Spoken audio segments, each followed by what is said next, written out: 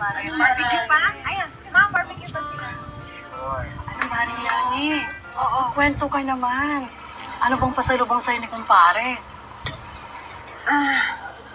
Alam mo ba, kumare, sa tuwing umuwi ang kumparing Cardo mo galing ng Saudi, parang may farapo sa bahay sa dami ng mga pasalubong. At hindi lang yan, pating mga kamag-anak namin tuwang-tuwa pag dumarating siya. May laruan, tsokolate, kaya nga tuwang-tuwa ang mga anak namin sa tuwing umuwi siya galing ng abroad. Talaga? Ganun siya? Ano? Bakit po walang pasalubong sa amin si Papa? Ano? Naku naman, Maring Lani. Huwag mo sabihin walang pasalubong si kumpare para sa mga anak mo. Ay, hindi. Kasi, alam mo anak, dalawa yung boxes ni Papa, hindi pa nabubuksan yung isa. Kasi sana isusurprise namin kayo mamaya. Andun yung mga pasalubong. Yung unang box para lang sa mga friends at saka sa mga ibang kamag-anak